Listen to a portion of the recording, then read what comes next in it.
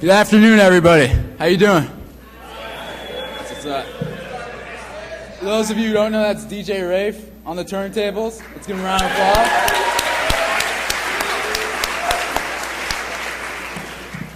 First off, on behalf of the Hip Hop Art and Life Club, I'd like to welcome you all to the inaugural 2006 Princeton Hip Hop Symposium. Thank you all for braving this weather to come out here. The response that I've received from the university community in regards to this event has been phenomenal. Thank you. For those of you who don't know me, my name is Samson Mesquena, and I'm the vice president of the Hip Hop Art and Life Club. HHAL operates as a way to bring hip hop academia bring hip hop to academia so that it may be analyzed for its cultural and artistic impact. Dwight Drahan, who's the president of HAL, and I created this club with intention of helping Princetonians better understand the diversity of hip hop and hopefully increase tolerance for hip hop in our society. If anybody's interested in getting involved with the Hip Hop Art and Life Club in any capacity, you can email us at hiphop@princeton.edu. That's one word, hiphop@princeton.edu. Our contact information is also located on the guides that all of you received when you came in today. With that being said, it is my pleasure and honor to present you my fellow classmate, Mike Rudoy. He has been instrumental in putting this whole event together. Let's give him a round of applause. Allow me to reintroduce myself. My name is H to the OV. I used to move snowflakes by the OC. I get the back then, you can call me CEO of the ROC. DJ Rafe, let's give it up for him one more time.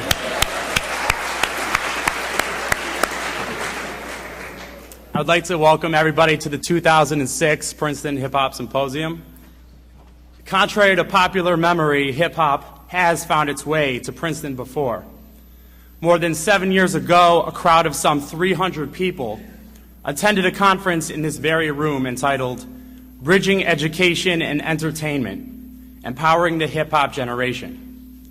Bridget White of the class of 2000 organized the day-long event that included a presentation explaining graffiti art, a viewing of the classic hip-hop film Wild Style, and a panel discussion that featured the artist Common, and then editor of the Source magazine and Princeton alumnus Selwyn Hines, who graduated in the class of '93.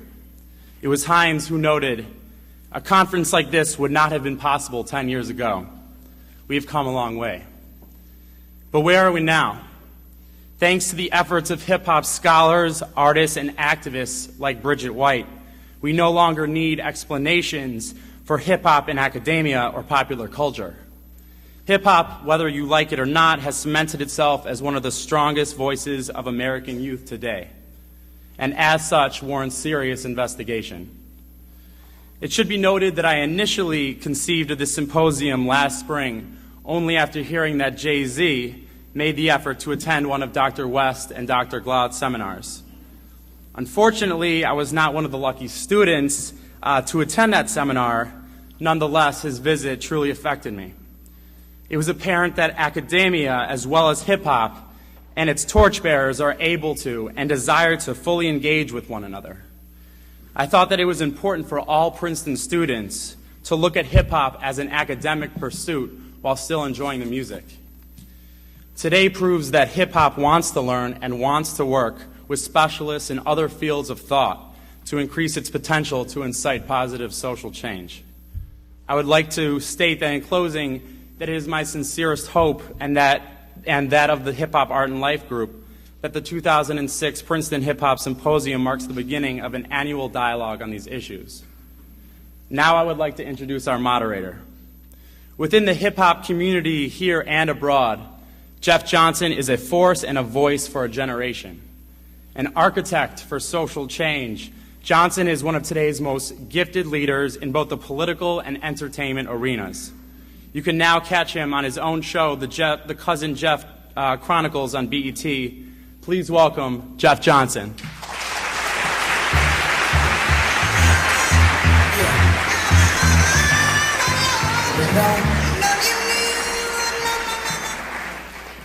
Good afternoon.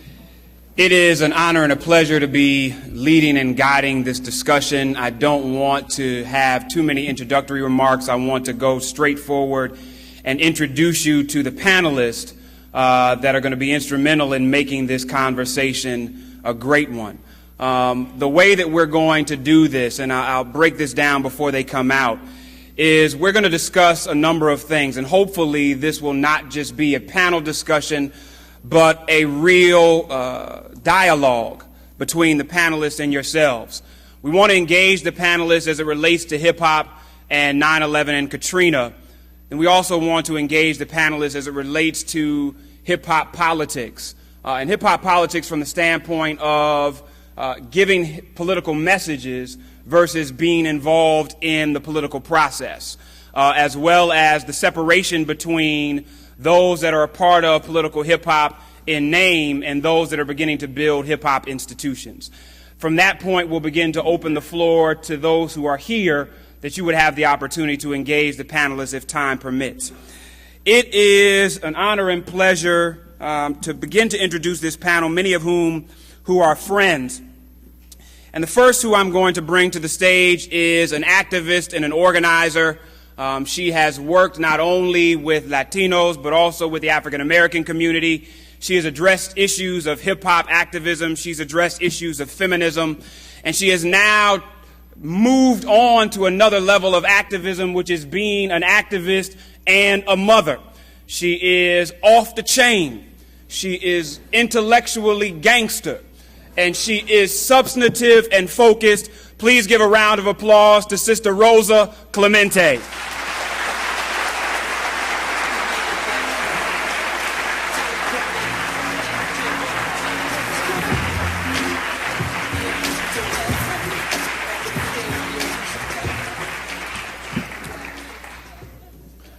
Like Rosa, our next panelist is a co-founder of the National Hip Hop Political Convention. He's a former executive director of The Source magazine and a visiting scholar at Kent State University. He has written books known as The Hip Hop Generation and Why White Kids Love Hip Hop. He loves to be an antagonist, and when you allow him, he will get on your last nerve. But he is a real scholar and focused defender of hip-hop and understands what it means to try to move the hip-hop movement to a place where it's substantive. Please give a round of applause to Bakari Kitwana.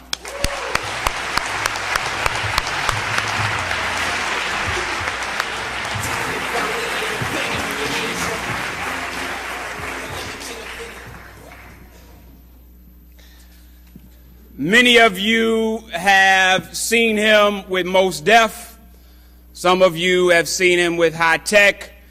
You got the albums, Quality. You have the album, Beautiful Struggle.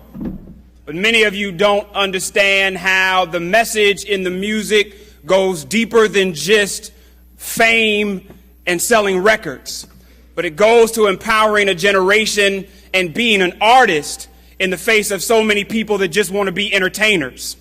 Please give a round of applause for who I believe to be a prophet amongst men, Talib Kweli.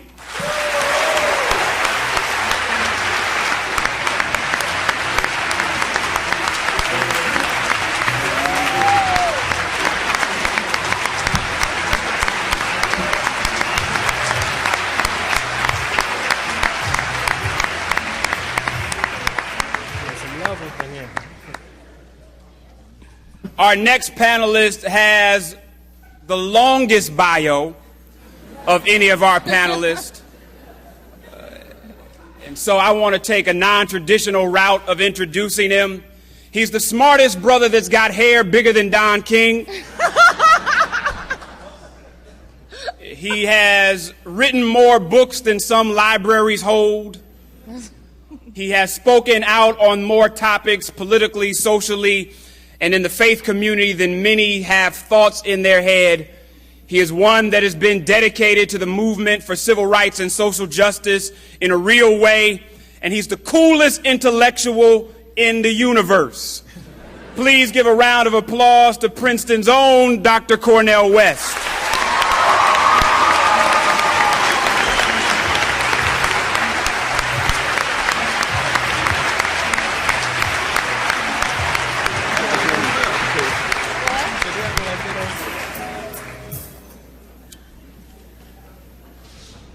In November 2004, our next panelist was elected to her 8th term in Congress, representing the 35th District of California. South Central.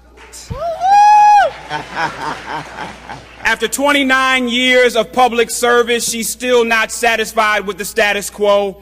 After 29 years of public service, she's still willing to speak out when others are silent. After 29 years of service, she can still walk the streets of her district, and everyone from elected officials to street cats know who she is. She is the Congresswoman from California. Please give a round of applause to Maxine Waters.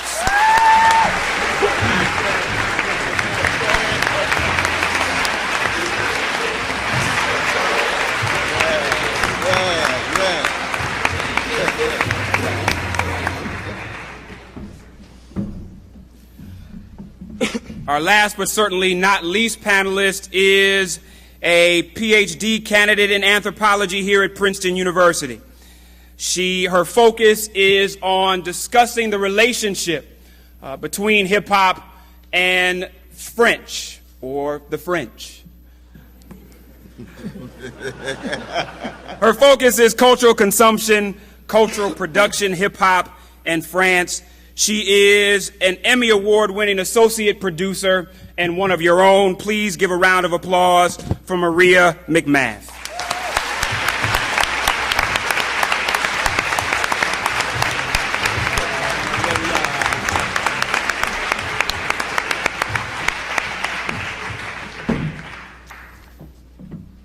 Without further ado, we are here not to just talk about hip-hop within a traditional sense. We're not here to talk about hip-hop within solely an academic sense.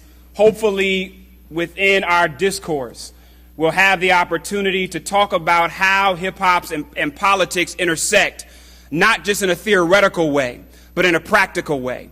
How can we move beyond simply talking about the potential that hip-hop has to affect politics and begin to talk about practical solutions that those that are part of the hip-hop community would be able to leave this place not just educated and inspired, but given direction on how to use hip-hop to change the world. The two incidents, occurrences, tragedies that have taken place in America that are most memorable, not just to those within these borders, but the world in the most recent history, is 9/11 and Katrina. In the midst of 9/11, there were many political discussions. Whose fault was it? What happened? Who knew that was supposed to know and who didn't know that was supposed to know? But the real question here, as we begin to deal with the notion of hip-hop, is how did hip-hop respond in the face of 9/11? How did it respond in New York, and how did it respond abroad? And then secondly, how did hip-hop respond socially and politically to the tragedy known as Katrina? Did we just have surface-level outreach, or was there real substantive movement and connection and engagement on the ground that may not have been covered by the press, but actually happened? I want to begin with Rosa, because Rosa, I know all too well that you were detained in New Orleans following Katrina, trying to tell the story that other people were not telling. Can you talk a little bit about how hip-hop was involved post 9/11 and or Katrina, and what hip-hop could have done better to respond to their own community? I mean, and cut me off, Jeff, just because I'm going to merge both of them, but I was actually in very different places. 9/11, I was actually with my organization, Malcolm X Grassroots Movement, along with Brother Talib Kweli, Boots from the Coup, M1, Black Thought, and we were doing our annual Black August benefit concert. Talib has been the most consistent artist, and along with Dead Prez. But we were out there 5 years ago in South Africa for the UN Conference on World Racism.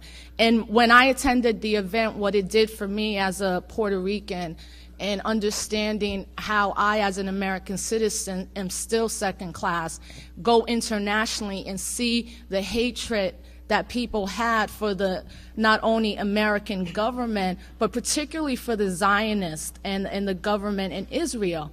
And the big issue for particularly African Americans at the UN Conference Against World Racism was the issue of reparations. And there was a coalition called the 400 Durban, where there were over 400 reparation activists that went.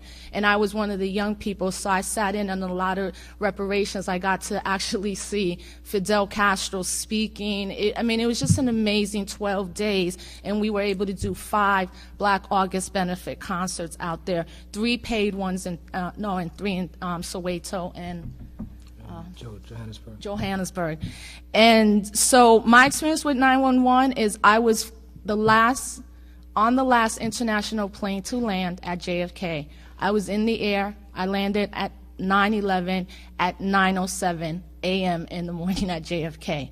Our plane saw the first plane hit the World Trade Center as we were descending. So my whole thing was like, everything that people were talking about has now come to fruition. Because what you saw in South Africa was the people of the world coming together and saying, basta ya, enough. And at that moment, I didn't understand. But 5 years later, when we begin to see what's happening, particularly in Latin America, for a lot of people in international movements, 911 becomes the primer, and that conference, was there. Katrina, I went down 10 days after Katrina hit. I was like everyone else, watching it on CNN, and I'm in the media, and I'm like, Anderson Cooper cannot tell the story like I can tell the story, straight up. And I got real upset that all we were looking at, except for Soledad O'Brien, was white media people. And that's not because I dislike white people. I'm just like, unless you're African American, you do not know what that experience is like in New Orleans unless you're poor. And I was like, I have to go down there and tell this story from the hip hop perspective. And I had no money. I was unemployed. And I called on Dead Prez, Immortal Technique, and Saigon. And all of them gave me money. I got in a car. I was there within like 2 days along with 2 other people. We documented what we saw. We could not go to the 9/4 because when we got there were still bodies floating. We went to the convention center and we broke in and we saw dead bodies 12 days lying there. What both of these experiences did for me was definitely open up my eyes. And in conclusion, the hip-hop community after 911, that's when you begin to hear more about hip-hop activism. So what the UN Conference on World Racism did for a lot of us who were activists, especially like me, I consider myself a nationalist, a Black Puerto Rican. What it did for me was prepare me, I think, to now deal with what our generation has to do with Katrina. Because understanding my history, Katrina now becomes the largest reconstruction, mainly of African Americans, since the Civil War. What does that mean? That we have 100,000 people? What does it mean that people still have not found their loved ones? What does it mean that somebody's body decomposed? What does it mean that poverty meant that you would not, just die, do what you got to do?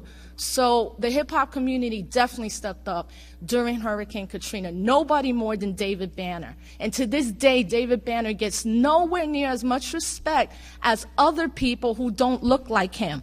Like, let me tell you, Bono, he wasn't down there.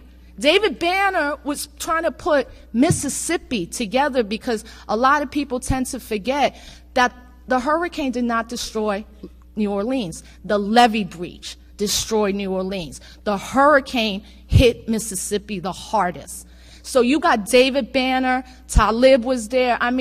Mos Def, not only did he do Katrina Clap, he did it in front of the Video Music Awards and got arrested for doing it.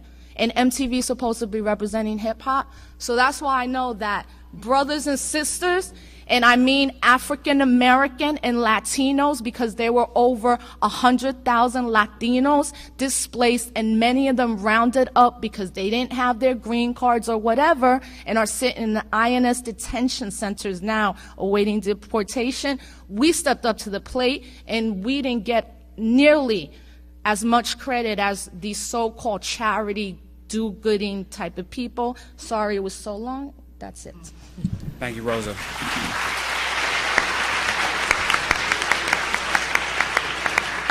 I want the panel as I begin to ask the next question to feel free to chime in when you want to. I will be the bell that tells you when to stop. I feel like you need a bell to tell you when to go. Bakari, this question is for you. As a follow-up to what Rosa was just talking about, there remain a laundry list of issues, social, political, and otherwise, that are necessary in the Gulf. How do you know that hip-hop is being involved in the long-term process of supporting the humanitarian effort that's necessary to give people not only dignity back but hope back? But even more than that, the arduous political and economic piece that is really going to determine what the Gulf Coast looks like in the next decade. Where are you getting these questions from, man? And she's telling me it's a good question. I think that the response from a lot of the artists lyrically is always important, and I think that we shouldn't minimize it. A lot of times people say, well, it's just talk. I think the talk is important because the talk often inspires action. This is the importance of hip-hop to begin with, is it gives young people a voice. So I think that the talk starts to initiate the action. I think that what we saw in terms of Katrina and 9/11, in terms of hip-hop, I think is that we're starting to see a changing of the relationship between hip-hop artists and activists. So now there's more of a community that's talking and communicating and working together. I think before that, you had the artists kind of in one place, the activists in another place. Some people crossing those boundaries, but not a lot. You go back into the 80s, people like Chuck D and KRS-One and others, X-Clan, their conversation was with activists of the 60s generation. It wasn't with our own generation. So I think that in this post-9/11 climate, what we're starting to see is more of a conversation within the hip-hop generation amongst its activists and its artists, and a more clearly defining of what the politics are, specific to our generation. And I think that, to me, is the change. I think within the mainstream, out of the mainstream process, what we're seeing is a continuation of divide and conquer around race, whether you're talking about the new racial profiling or the old racial profiling that never stopped, or whether you're talking about, here we are, shortly after Katrina, and it's pretty much off the national radar. Meanwhile, we're watching companies like Halliburton, their shares increase from $24 a share in 2003 to $76 a share in 2006. And so I think something like $13 billion has gone into Halliburton. And the question remains, where is the money that's really going to the actual victims of Katrina and elsewhere? So those are some of the issues that I see crystallizing. I mean, I think that the dialogue is heightening between artists and activists. To me, I think that's an important thing. And I think a lot of times people are expecting this huge leap forward in terms of hip-hop, politics, and activism, but I think that we're really still in the early stages. I think that we're making great leaps and bounds. I mean, people like Dr. Dre gave $1 million to help victims, divided $50,000 between various families. People like Ludacris renting out apartment buildings for families. These things are still isolated, and I think one of the questions that we talked about, you and I, earlier today, was where are the organizations that can begin to bring this, into a greater focus within our generation, like the NAACP and the Urban League. I think that they're still emerging. And I want to come back to that, but Congresswoman Waters, I want to ask you the question, as you're beginning to see some of the maneuvering around who's going to be involved in these processes in the Gulf in particular, where are these community-based organizations, these hip-hop activists, in the discussion at all? And how can the hip-hop community or the activist community begin to be more engaged in the discussions on the Hill, so that we're not just reduced. Because don't get me wrong, I think it's important to say that the grassroots effort is important, and connecting human to human is important. But if we're disconnected from the discussion on the Hill, how do we help determine the policy that's ultimately going to affect what happens there? Well, let me first start by saying I'm very pleased that I was invited here today. I am honored that young people care what I think. That's nice. I'm sitting here and I'm listening and I'm thinking a lot about the potential power of the hip-hop community. And I know, without a doubt, there is a lot of potential power there to have changed not the direction of certain policies as it relates to Katrina or 9/11, but the power to change the direction of this country. But I have to tell you, maybe in the words of young people, I don't feel you. I don't feel you yet. And let me tell you why I think, why not? Every year at the Congressional Black Caucus Week, I beg and scramble and plead to get hip-hop artists to come and do a workshop that I developed called Young, Gifted, and Black. Developed it years ago when I first went to Congress because there was such a gap between these public policy makers and these young, new, creative, brilliant young people that I wanted to bring together. Some years we've been successful in bringing a few people there, but I was hoping that this would be a kind of bridge by which we could get the hip-hop community more involved with public policy makers so that they could begin to influence the thinking of older people, of mainstream people, of people who have the responsibility for developing public policy. Now let me say this.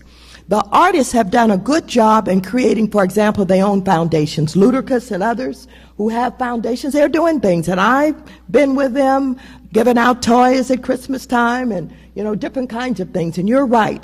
The monies that were generated from various artists for Katrina and other kinds of things, that's good. But somehow, you're right, we must connect that organizationally and politically so that we can really create some change. I think we missed an important moment. Maybe it was an artful description of what Kanye West felt about the president, but it was a time that should have been seized for some real discussion to move forward on what's wrong with the public policies of this administration, this president. We're sitting here enjoying the opportunity to have this discussion, but I don't see the hip-hop community out at the big political rallies. For example, all over the country, and in New York yesterday, in California, big rallies called The World Can't Wait. And these are rallies about the public policies of this country, and if we win in changing the direction of public policy, it will take care of how we respond to disasters and other kinds of things, where we direct our resources. We're sitting here, and the policies that have developed around Iraq and Afghanistan are outrageous and ridiculous, and everybody should be absolutely out on the street protesting the fact that the President of the United States has not only lied to you about why he's there. Over 3,000 soldiers, men and women, are dead for what? There were no weapons of mass destruction. You have over 20,000 young men and women seriously injured, lost their legs and their arms, eyes lost, brains shot out, over in Walter Reed Hospital trying to figure out how they're going to be able to simply see another day. In addition to that, we've spent $400 billion between Iraq and Afghanistan. It amounts to a couple of $1 billion a week. I stood on the floor of Congress begging, trying to get $1 billion to help fight HIV and AIDS. All we need is another $1 billion to fund all of the programs that are doing the outreach and the capacity building. But we're at a time when smart people, very smart people, are allowing this dumbass president of the United States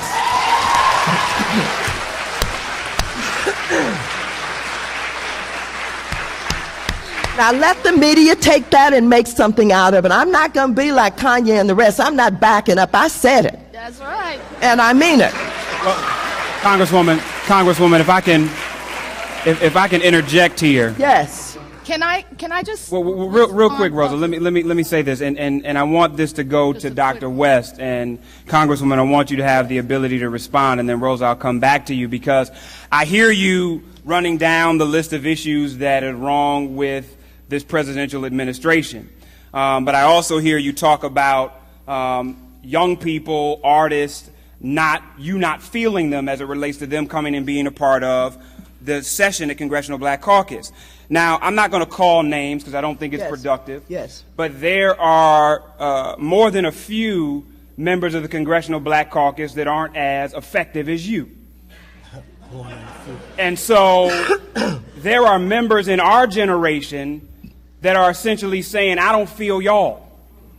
And so how then do those who are elders, and again, Dr. West, I wanted to come to you, but because I'm responding to Congresswoman Waters, I dare not rob her of the opportunity to respond. Absolutely. How do we flip the script in saying to young people, here's how you need to engage in this process? Why is it that when the Hip Hop Political Convention takes place in Chicago, there are no elected officials there? Why is it that when grassroots organizations meet in local communities, you got to either have a chicken dinner or pay somebody that is an elected official or a business person to come and engage that community? How do we flip the script and the elders then say, I'm going to show you how to feel me so that I can feel you? Well, let me just say this. There is this strong belief, I think, in the political community that the hip-hop community really does not want the involvement of the people from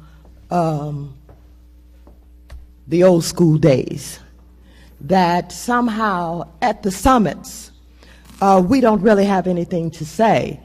Many of us who have been to the summits that Russell Simmons and others have put together really feel as if we're almost intruding, and that we are obliged for a few words, but that it is not what is wanted at those summits, so we have to correct that.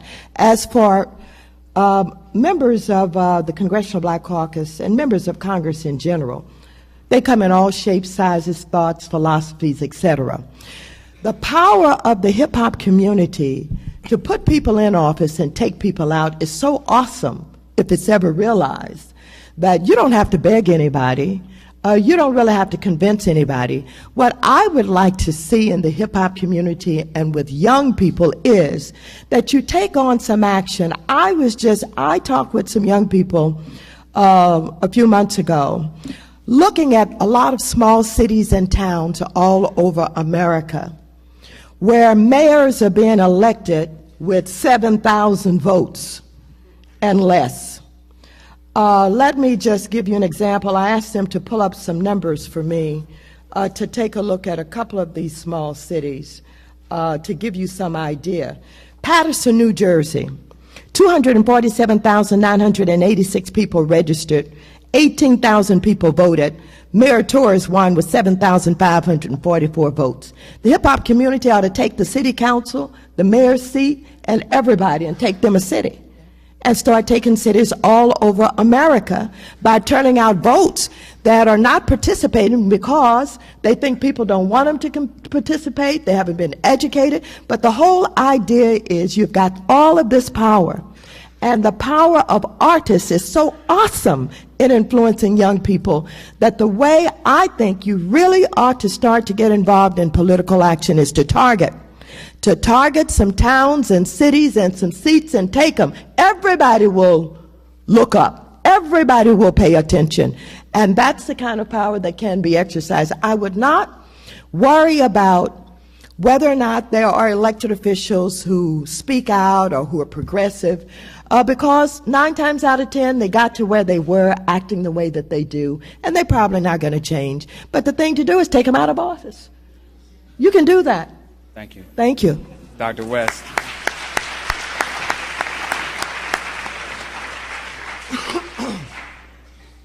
Is there a question, no, brother? I'd like you to follow up on the original question. Oh, on that original question. Yes, sir. Oh, you were talking about that non-feeling between the older and younger generation. I want to begin, though, just by saluting the students here at Princeton who had the vision and determination to bringing this high-quality panel together. The hip-hop life and arts, Brother Michael, Brother Dwight, all of you all. This is a real source of inspiration in that regard. I think that for me, first and foremost, it's a matter of how do we engage in ways of trying to generate awakening. More than anything else, when you think of music, when you think of politics, what brings them together, for me, at their best, is that they're forms of awakening, where people actually try to meet the challenge of becoming more courageous and becoming more compassionate, which is to say, willing to take a risk, willing to say things that cut against the grain. And I think we can criticize both generations. We know there's a lot of conformity, complacency, and cowardice in the older generation. There's a lot of conformity, complacency, and cowardice in the younger generation. It's not a matter of just pointing fingers in that regard. The question is, what are the conditions under which somehow we can become more nonconformists against the conventional politics, morality, and so forth? How to become more courageous. And what inspires me about being on this panel, and in some ways kind of representing the older generation at Princeton and the older generation of black folk and the older generation as a whole, is it allows me to try to become more courageous and compassionate even as I listen to the voices that are here. I just wanted to respond to the Congresswoman in essence of, trying to get artists and stuff. First, for me, hip-hop is these 5 elements, right? So you got the b-boy and the b-girl. They don't, if you talk to b-girls and b-boys, don't call them breakers. They're not breakers. You got the graffiti artist. You have the MC. I think Talib is an MC. I think someone like Puffy is a rapper, a recorded artist who could perform. There's a difference in that. You got the DJ, and you got the 5th element, which is knowledge and culture given to us by the godfather of hip-hop, Africa Bambaataa, and the Zulu Nation. What does that mean? That oftentimes I think the older generation, and I've been working for years around things called intergenerational dialogues along with Bakari, and I came up under wonderful professors, one in particular, Dr. Turner, James Turner at Cornell University. But I don't remember a moment in my life where I have not been mentored by an older person, from John Henry Clark, Stokely Carmichael. Now, I had these experiences because in the time I was in college in the early 90s, there was what we called the olden age of hip-hop. So you were not listening to Ludacris, Shake Your Money Maker. You were not listening to 50 Cent. Those type of artists didn't exist. Everything that you heard coming out of hip-hop was powerful. You were talking about the nation of gods and earths. You were talking about black men saying, we're taking power. Okay, you're talking about Rakim, KRS-One. You're talking about women who didn't have to marginalize themselves. Salt and Pepper, Queen Latifah, MC Lyte, Roxanne Shante. So in that essence, we have, I think, a lot of us have been trying to have these intergenerational dialogues. Now, I think the goal is who really represents hip-hop and who doesn't. For me, Russell represents hip-hop. He represents the misogynistic, sexist, capitalist, sweat-using, for his clothes shopping hip-hop. I'm not that hip-hop person. So you know what? Most people are not going to call for a Rosa Clemente. They're not going to call for a Monifa Bandelli. Sometimes they won't call for a Bakari. Sometimes cats will be like, yeah, Talib was good until he said that thing. That made him, you know what I'm saying? So I consider myself a very different hip hop person. To me, 50 and all of them represent capitalism. Now, we all do. I'm not going to front and say we don't all use the dollar, and I'm not talking about socialism or communism. We can have that discussion later, and I'm down for that too. But what I'm saying is we need to become very clear. What side of hip-hop are you on? Are you going to be on the pimping side? And look, Ludacris and all them have their foundations, but at the essence of most of their music is nasty, misogynistic lyrics against women. And the more these cats get older, the nastier they're becoming in their music towards women. And if you're degrading half of hip-hop, and if you're degrading the creators and the co-founder of that culture, the whole thing is shaky from the giddy up. So what we have to do is we have to say, know our history first and foremost. A lot of us don't even know, but we want to rock a Black Panther shirt. We don't even know what the Panthers did. We want to talk about Malcolm, but really don't understand him. Malcolm was talking at one point about how you merge, how you deal with the ballot or the bullet. So we have to have a clear understanding of who we are as Black and brown people, what our political line is. Lastly, right, because I'm not going to get down with Alberto Gonzalez because he's Latino and I'm Latina. You're a travesty to anything that remotely resembles Latino resistance. I don't care what your last name is, you're not repping me. And I think that's how we have to come. And I think Congressman Waters, I hope that next year in September at the CBC, we could bring like those other kind of artists also, like an Immortal Technique or a Papoose or a Saigon, a Jean Grey, these amazing artists that are getting, as you know, no radio play because of what the FCC has been doing and the payola scandal going on in radio. Well, you know, and I think we're on the same track somewhat. Yeah.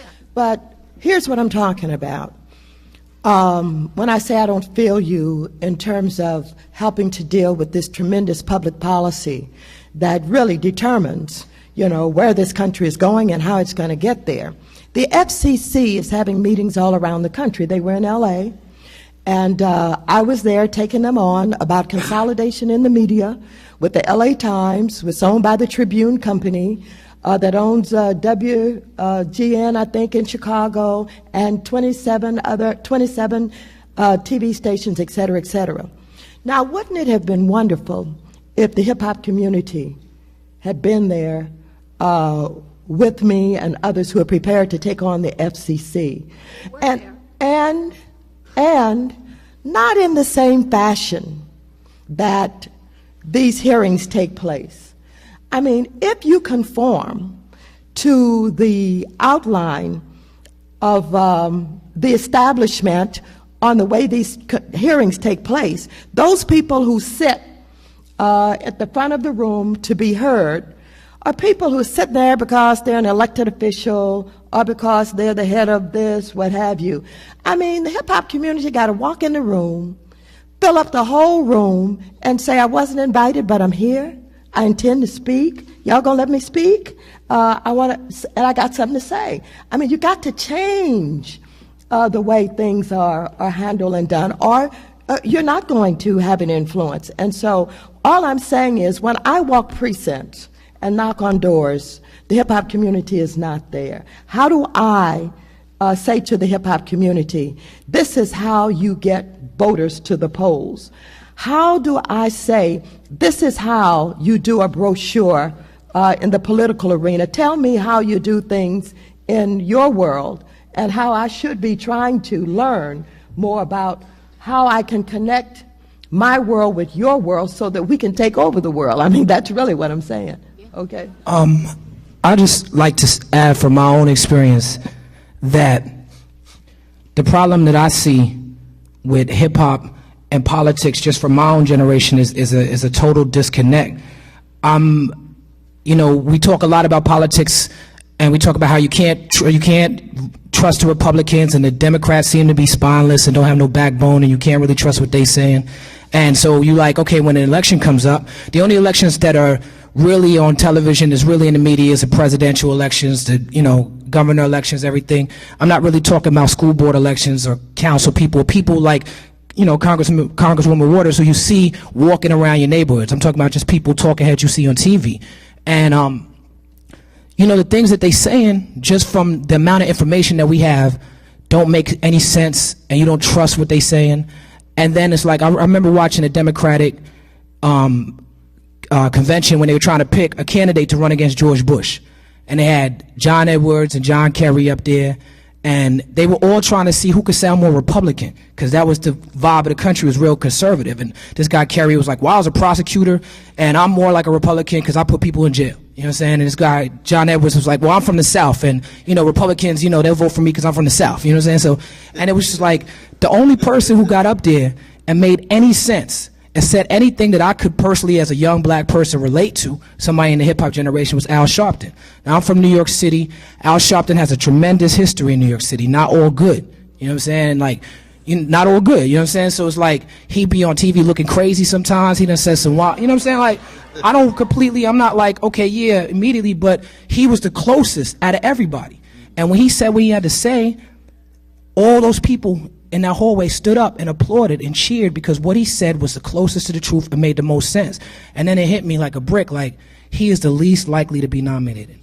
He's the one making the most sense, but he's the least likely to be nominated. And it's like, when I look at politics and I see that, it's like, no one can explain to me why I should vote for the lesser of two evils. I don't get it. No one can explain to me why I have to participate in something that's obviously flawed, obviously broken, obviously doesn't have my interests. And it's like, it's just too obvious for me. Also, when I look at, like, you know, people in the community, like, there's people, hip-hop generation people who I grew up with who are in politics, like Ras Baraka and Kevin Powell, who are now just starting to do their thing. And it's like, I could support them and I could see them out there, but what I want to see them doing is, like, the same way I know where, you know, Funkmaster Flex and Mr. C gonna be on the weekends, I want to know where Kevin Powell gonna be on the weekend. I want to go on MySpace and see him hitting me up and try to be in my top 8. You know what I'm saying? I want to go on YouTube and see, you know, these people really participating, because it is a disconnect. And there's ways these party promoters, these urban party promoters are working with 1/8 of what some of these politicians are working with. But I know what they doing every weekend. You know what I'm saying? And they really, really, really, really in this community. I couldn't tell you who represents my community for what. Maybe I need to pay more attention. I don't know, but I'm busy trying to let y'all know I got a record coming out. That's what I'm doing. So I don't know what these politicians doing, you know, because I know the work I got to go through. Like, I've been doing this for like 10 years, and I've never had a gold album or a platinum album. You know what I'm saying? And every year I get to be on TV and I get to do these panels, and and people are still interested in what I have to say. I make myself relevant. I have to make myself relevant, because the type of music I come with it doesn't fit into the mix. I have to lean with it and rock with it. It doesn't mix that well. You know what I'm saying? So I'm not mad that they playing that. Go ahead. And even with Rosa, like, she know, like, me and her go back. We done did this like 18, 20 times together on a panel. You know what I'm saying? Like, and her job is an activist. I separate myself. I'm like, look, I'm an entertainer. I'm very clear about that. There are activists like Deb Prez and Boots from the Coup who are activists, and they activists first. And they say, well, you know, I use the music to get this message across. That's not what I say. So when Rosa makes a statement about, I think these dudes, 50 represent capitalism, this and that, and that. Yeah, I agree, definitely, on a scholarly level, but that's not my approach. I would never say to them, I think you're a travesty. That's not my job. That's Rosa's job. You know what I'm saying? My job, you know what I'm saying? My job. No, but I mean, you know, you need people in the community to do different things. You need people who are activists to point out this, and you need me as an entertainer. I'm gonna get in a nightclub where they serving drinks and the music's loud. I'm gonna perform. And if 50 wanna do a song with me, I'm gonna be like, yeah, I'm doing a song with you, because I look at the similarities. We young black men from New York City who love doing hip hop music. I don't care what you say.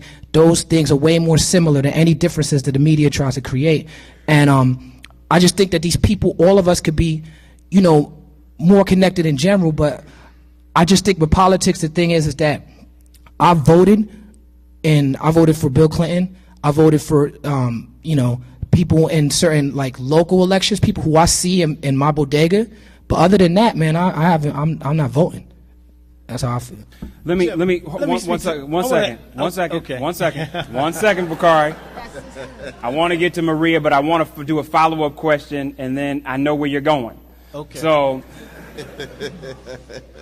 I want to ask, Kweli, do you feel frustrated, because I know I feel frustrated, about there has never been a generation before this one that's looking for entertainers to lead as opposed to activists to lead?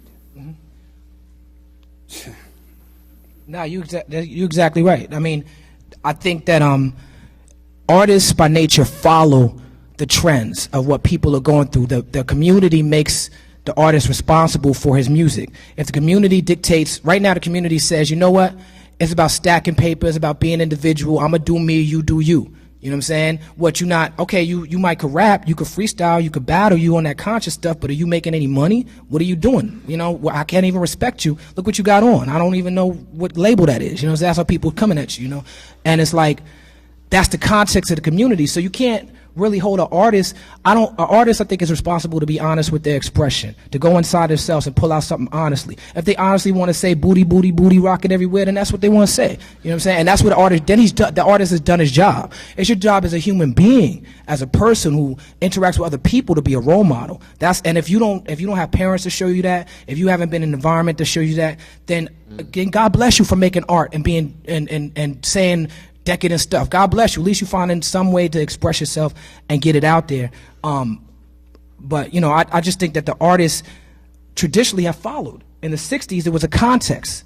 There was a context for social upheaval and social change. And if James Brown didn't cut off his chemical perm and say, I'm black and I'm proud, the community would not have supported his record. And we don't have that context right now. Whereas if artist doesn't represent properly, the community, you know what I'm saying? The community has to change. Marie, I'm going to come back to you, but Bakari, I want you to deal with this whole issue of voting.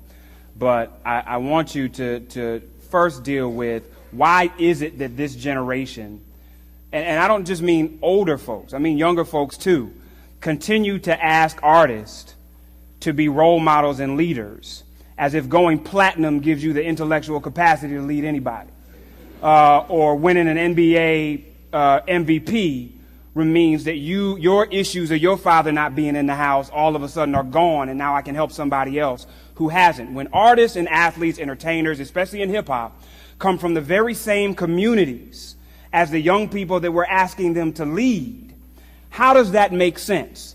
And then how do we as activists begin to flip that so that there is more of a genuine partnership that I think that both Kweli and Rosa started to talk about? How do we institutionalize that partnership? All right. Look at me like that. I think first we got to just deal with some of the economics and a lot of the economic shift over the last 25 to 30 years. And I think clearly we're in this celebrity culture moment. We're in this consumerism moment where people are defined by that. And I think that people expect these celebrities to be leaders because I think that's what we've been programmed to do. I think that when you start to move out into a real activist and a political community, I don't think you still have that type of a relationship. But I want to kind of touch on some of the questions you're raising, Congressman Waters, because I think that they're pointing at something, and some of the things that Talib is raising, and Rosa, in terms of it's a division between this hip hop activist community and the quote unquote political establishment. If you take someone like Congressman Harold Ford, for example, who is technically a member of the hip hop generation, but if you look at the way he moves in terms of his politics and, you know, the community that he's moving in, you wouldn't think that he was a part of the hip hop generation because he's within the political establishment. Talib, when you're talking about people not, you know, I mean, looking at these candidates choosing the lesser two evils, I mean, that's very real. I think in many ways we are the descendants of the black nationalist activist community in that people withdrew from the electoral process. And so I think that what we're seeing within this hip-hop generation and within this hip-hop political movement is an attempt to bring those two communities back together. How do we bring the activist community that withdrew from the process back together with the mainstream electoral politics community? And I think that's what we're seeing in hip-hop. And it doesn't always play out the same way in every place. I mean, for example, if you're talking about, you know, bringing people into these meetings that you're having, I'm sure Davey D was there in LA, right? But aside from Davey D and other places, I think if you start to look at how the hip-hop community is organized, in terms of artists, in terms of local MCs, in terms of grassroots activism, some who don't believe in voting, the community of hip-hop is already organized. And it's organized informally.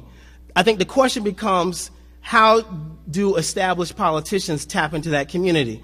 That's one question. Another question, again, that's problematic is, in some cases, I think that people don't want to tap into those communities. Going back to Russell Simmons, because I think that it's an important question. I mean, the 50 Cents, I think those guys have a role to play in a hip-hop political movement. If 50 Cent were here, you wouldn't be able to walk into this room right now. People would be in the middle of the aisles and everywhere else. That says something that we can't lose. Russell Simmons. If Russell Simmons and the Hip Hop Summit Action Network, I've been doing hip-hop political organizing all over the country for much of the last 10 years. If you go to a hip-hop summit event, there are people there that you're not going to see at other hip-hop activist gatherings. They may be coming to hit Russell off with their demo, but they're there, and they're getting into the conversation, and I'm excited about the people that Russell is able to reach that we aren't reaching. So, I mean, I think that it offers, something to still be considered. I think everybody has a role to play. We shouldn't discredit people, and even I think within the establishment of electoral politics, there are young people there in the Congressional Black Caucus, like Lisa Fager, like Maya Rockymore, that are connected to this hip-hop community. I think that we just need to see, we're at an early stage, we've got to do more work. A lot of times the political sophistication isn't there. We just got to do more work. Sometimes there's hating going on. But I think that, Jeff, I think you're right, and you keep coming back to this question. I think the national organizations, if they were able to come into existence, hip-hop political activist organizations at a national level, they might be able to facilitate some of these divides. Some of the work like the Hip Hop Caucus has been trying to do, and Reverend Yearwood was out protesting the Iraq War. So, I mean, I think, and got arrested. So I think that we are involved on these different fronts, but without national organizations, it seems more disconnected than it is. Well, Maria, let me take this question to you, because I hear what Bakari is saying, and I've been at a lot of those hip-hop summits. So we get people there, but what are we saying when we're there? Well, that's true. It's great that you can get a panel of 25 artists, none of whom have voted, and none of whom understand the political process, but it's a political empowerment summit. Right. So that's problematic in itself, and I apologize for inserting my opinion as the moderator. But, Maria, how do we begin to take the hype that's connected to hip-hop, vis-a-vis the hip-hop summits, vis-a-vis Vote or Die? I ran into a 12-year-old who said, I voted and we still dying, now what? How do we begin, even on a local level, to institutionalize what we do, as opposed to being so satisfied being grassroots that we're ineffective? Great question, tall order. I think the first thing to do is start to think about what it means, what you mean by local. What do we mean by local? Do we mean our block? Do we mean our city? Do we mean our state? Do we mean our country, or do we mean our globe? And I phrase it that way because, for 200 years, the rest of the world has been looking to the United States as an exemplar of democracy, as an exemplar of capitalism, as an exemplar of development. From the American Revolution to the French Revolution, which are connected. We have had 3 continents give birth to hip-hop as a result of the Black Panther movement. One is North America, United States, obviously, but let's not forget that Black Panthers were in exile and in training in Algeria, which was a French colony. So we're talking about France, we're talking about Europe, and we're talking about Africa. And then here today, the conversation started with Katrina. Activists in France looked to the United States, and the thing about France too is that mainstream France, and that is French whites, think themselves more progressive, less racist than white folks in the United States. So they're watching the media coverage of Katrina, which is largely African American, and saying, how could they allow something like this to happen in America? It's supposed to be the land of the free and the home of the brave. Meanwhile, in France, they will parrot the empty phrase, liberty, equality, and brotherhood, and then the next week have riots and cars burning as a result of unhappy Algerians, as a result of unhappy Moroccans, Tunisians, Ivorians, Senegalese, Cameroon, Togo, and other French colonies. And one of the ways that they've been able to cope with this is to break down this idea of what is local.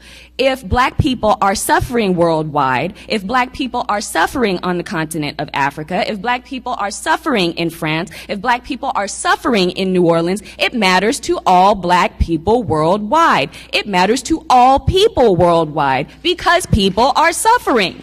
And that is unacceptable. We cannot have ambivalence about that. That kind of ism, racism, xenophobia, homophobia, and other types of hate cannot stand.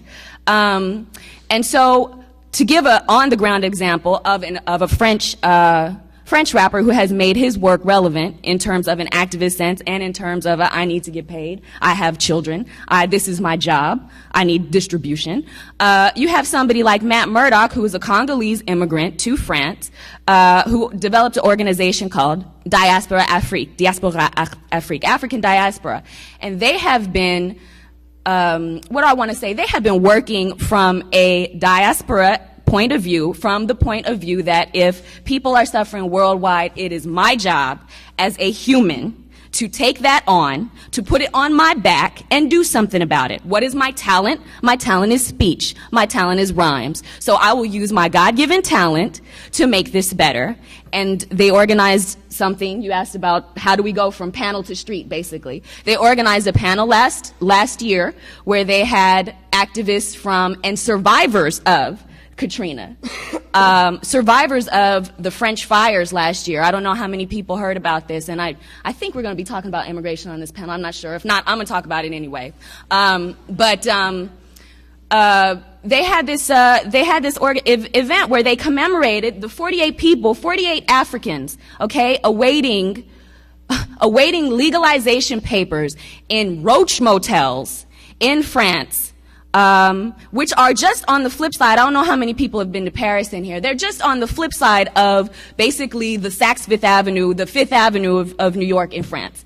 Of the best place to shop in France. You go just a block over and you can find roach motels where Africans are awaiting legalization papers and are supposed to wait there quietly for over 3 years in roach-infested motels that were so poorly wired that they went up in flames in 3 different locations in the city, okay? So they took this mantle, they said, okay, people are burning to death awaiting citizenship in a place that proclaims liberty, equality, and brotherhood. And they said, we're going to organize with other people who have survived, with other black people who have survived such tragedies. We're going to get together with Katrina.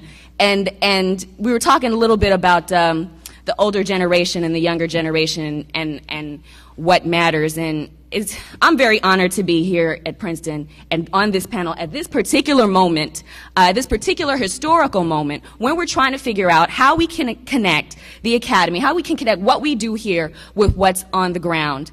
And I want to say that in terms of making those connections, the way we do it is we ask what's going on the ground. I'm an anthropologist by training. That means that my work is on the ground. That means that in order to figure out what's going on in France, in order to figure out what's going on in New Orleans with Katrina, you have to go down there. We ask. We let the people tell us what we should be studying. We allow the people to enter into conversation with us. Let me follow up. Please. Because I still don't feel like... You're still not feeling me? I feel you. I don't feel that the answer answered my question. Okay.